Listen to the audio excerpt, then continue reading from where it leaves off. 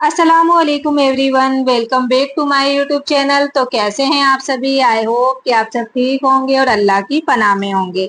तो भाई और बहनों, कभी कभी इंसान को लगता है कि उसका घर तो वही है, लोग वही है, हालात भी वही है, लेकिन न जाने क्यों सुकून खत्म हो गया है, दिल तंग रहने लगा है, बरकत जैसे उड़ गई हो।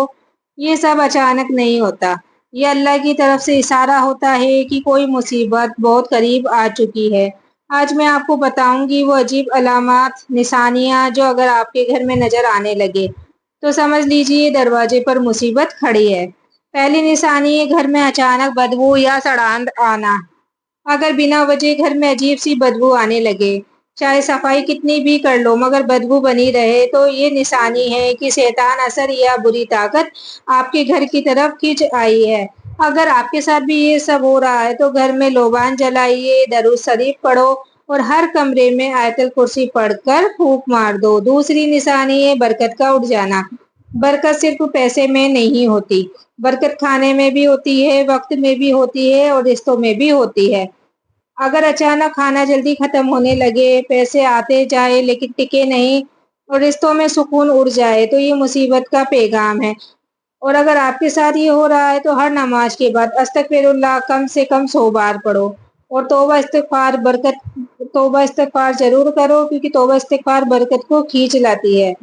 तीसरी निशानी है चीजों का अचानक टूटना या गिरना। घर के बर्तन तो ये मामूली हादसा नहीं, ये बुरी नजर या हसद की निशानी है।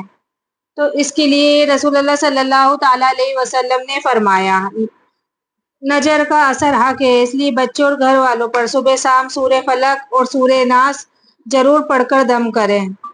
चौथी निशानी है अंधेरा और तंगी महसूस होना। अगर रोशनी होने के बावजूद भी घर में घुटन और अंधेरा महसूस हो, लोगों का चेहरा बुझा बुझा लगे, तो समझ लीजिए मुसीबत करीब है। तो घर में कुरान की तिलावत जरूर करो, खासकर सूरह यासीन, सूरह बकरा की तिलावत। हदीस में जहाँ सूरह बकरा पढ़ी जाती है वहाँ शैतान करीब नहीं आता है।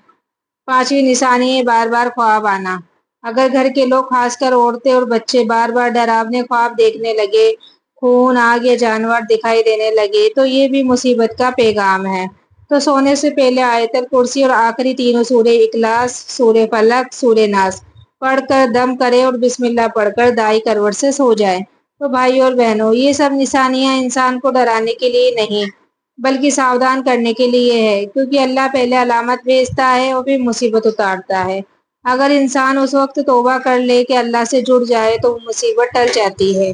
याद रखो, जिस घर में नमाज होती है वहाँ रहमत उतरती है, जिस घर में कुरान की आवाज होती है वहाँ शैतान भाग जाता है और जिस घर में इस्तगफार होता है वहाँ अल्लाह बरकत बरसा देता है। तो आज के लिए इतना ही, मिलते हैं अगली वीडियो में। तब तक के लिए अल्लाह हाफिज। दुआओं में याद रखना और आप लोग अपना ख्याल रखना।